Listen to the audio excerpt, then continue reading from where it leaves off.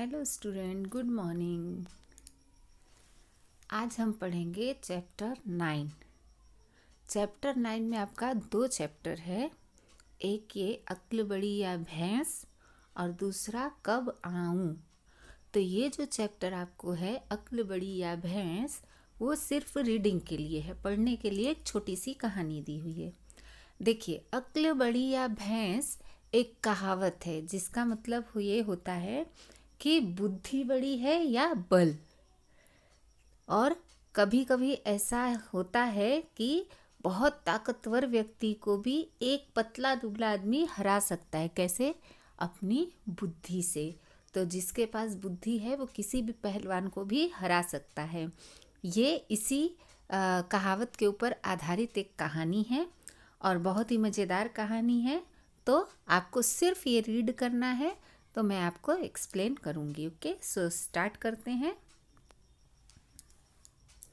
आफंती के शहर में एक पहलवान भी रहता था। एक दिन वह आफंती से बोला। आफंती एक आदमी का नाम है जिसे आप देख रहे हैं, जिसकी दाढ़ी है, उसने सिर पे टोपी लगाई है, वो आफंती है।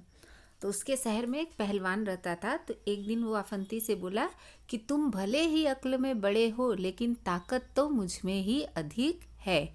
ऐसा कौन बोलता है? पहलवान आफंती से बोलता है।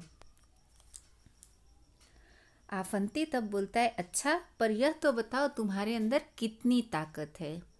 तो आफंती उससे पूछता है कि ठीक, लेकिन ये तो बताओ कि तुम्हारे अंदर ताकत कितनी है। तो पहलवान घमंड से एकदम कहता है कि मैं 5 क्विंटल की चट्टान को सिर्फ एक हाथ से उठाकर आसमान में उछाल सकता हूँ। 5 क्विंटल यानी लगभग 500 किलो जितना। ठीक है। तो वो बोलता है मैं इतना भारी चट्टान भी एक हाथ से उठा के आसमान में उछाल सकता हूँ। क्यों? क्योंकि आफंती आप देख ही रहे हैं, बिल्कुल पतला दुबला है। तो पहलवान उस पर अपना थोड़ा रौब झाड़ता है। तब आफंती बोलता है, अच्छा आओ मेरे साथ, देखते हैं कौन अधिक ताकतवर है। अब आफंती उसकी परीक्षा लेने के लिए उसको अपने साथ ले जाता है। पहलवान बोलता है ठीक है, दोनों जाते हैं। आफंती पहलवान को शहर की 4 दीवारी के पास ले गया और बोला। अब आफंती पहलवान को कहाँ ले जाता है? जहाँ शहर की बाउंड्री है। देखिए, पहले एक राज्य खत्म होता या एक शहर खत्म होता था तो वहाँ बाउंड्री करवा देते थे, जिससे कि बाहर के लोग अंदर न आने पाए। तो वो बाउंड्री के पास ले जाता है पहलवान को और उससे बोलता है कि जरा इस रुमाल को दीवार के पार फेंक कर दिखाओ।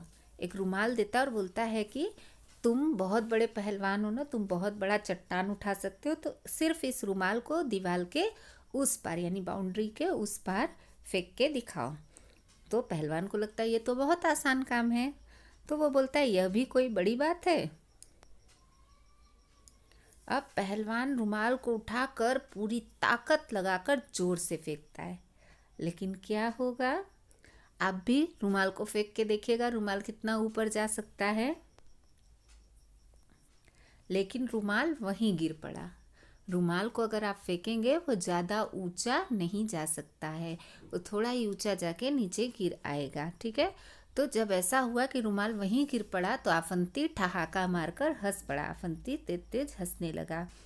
अब आफंती बोलता है पहलवान से कि अब मेरी ताकत देखो। अब वो बोलता है तुम बहुत अपनी ताकत दिखा रहे थे ना, अब तुम मेरी ताकत देखो। आफंती ने एक छोटा सा पत्थर उठाया, रुमाल में उसको बांधा और दीवार के पार फेंक दिया।